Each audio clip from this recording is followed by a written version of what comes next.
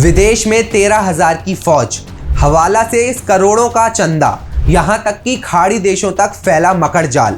कहानी यहीं खत्म नहीं होती। चंदा वसूल कर भारत में आतंकवाद को बढ़ावा देने वाले पीएफआई को लेकर ईडी ने कई खुलासे किए। भारत में बैन हो चुका पीएफआई अब भी कैसे रच रहा है भारत के खिलाफ षड्यंत्र। आज बात पीएफआई की आतंकी साजिश की होगी। नमस्कार, मैं अभी रिछारिया स्वागत करता हूं आपका 5 जन न्यूज के डिजिटल प्लेटफॉर्म पर। ईडी ने हाल ही में एक डोजियर जारी किया जिसमें पीएफआई को लेकर बेहद चौंकाने वाले खुलासे हैं। वहीं पीएफआई, जिसे सितंबर 2022 में भारत में टेरर लिंक के कारण बैन कर दिया गया था, ईडी की रिपोर्ट्स के मुताबिक पीएफआई सिंगापुर समेत 5 खाड़ी देशों में भी सक्रिय था। इतना ही नहीं, इस संगठन से कम 13,000 मेंबर्स जुड़े हैं। ईडी की जांच से यह भी पता चलता है कि कई गुमनाम लोगों ने संगठन को आर्थिक मदद दी है।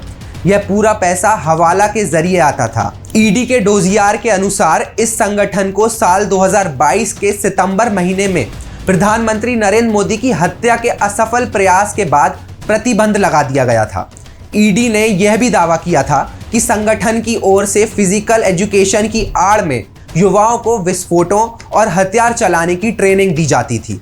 आपको याद दिला दें कि सितंबर 2022 में पीएफआई पर बैन से ठीक पहले बिहार के फुलवारी शरीफ में एनआईए की टीम ने ताबड़तोड़ छापेमारी की थी, जिसमें दहला देने वाले खुलासे हुए थे। फिजिकल एजुकेशन के नाम पर हथियारों की ट्रेनिंग का भांडाफोड़ हुआ था।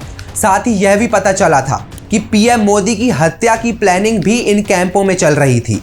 लेकिन उससे भी ज्यादा खतरनाक 7 पन्नों का वो रोड मैप था जिसमें 2047 तक भारत को इस्लामिक राज्य बनाने का पूरा एक्शन प्लान लिखा हुआ था। इसमें चरणबद्ध तरीके से बताया गया था कि कैसे 2047 तक भारत की सत्ता मुसलमानों के हाथ आ जाएगी। इसके कुछ ही दिनों बाद भारत सरकार ने पीएफआई को बैन कर दिया था। लेकिन ईडी के खुलासों के बाद साफ है कि भले ही पीएफआई भारत में बैन कर दिया गया है, लेकिन उसकी घातक मानसिकता वाले गुर्गे आज भी ना सिर्फ भारत में बल्कि देश के बाहर भी अपने मंसूबों को अंजाम देने के लिए काम कर रहे हैं। अब सवाल यह है कि आखिर पीएफआई है क्या? पीएफआई केरल से संचालित होने वाला एक कट्टर इस्लामिक संगठन है, मगर खुद को यह वंचितों की आवाज़ बताता है। पॉपुलर फ्रंट ऑफ इंडिया 22 नवंबर 2006 को 3 मुस्लिम संगठनों के मिलने से बना था।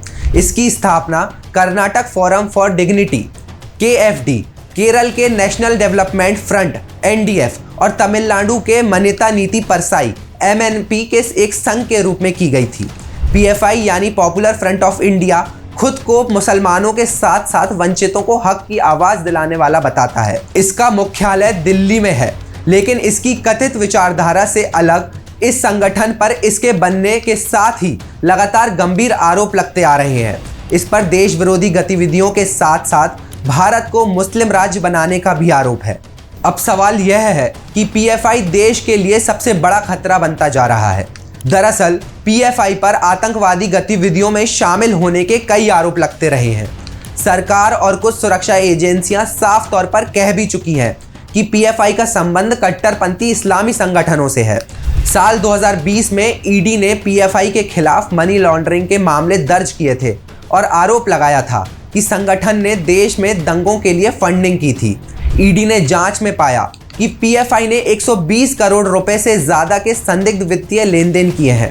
वहीं पीएफआई पर शर्जील इमाम और अन्य आरोपियों के साथ संबंध होने के आरोप भी लगे थे, जिन पर दिल्ली के दंगों और हाथरस दंगों को भड़काने के आरोप हैं। दिल्ली दंगों के समय भी पीएफआई पर यह आरोप लगे हैं कि उन्होंने हिंसा के लिए फंडिंग की और दंगों को प्रोत्साहित किया। इससे पहले साल 2010 में केरल में एक प्रोफेसर पर हमला करने का आरोप पीएफआई से जुड़े कुछ सदस्यों पर लगा था, जिसमें प्रोफेसर का हाथ काट दिया गया था।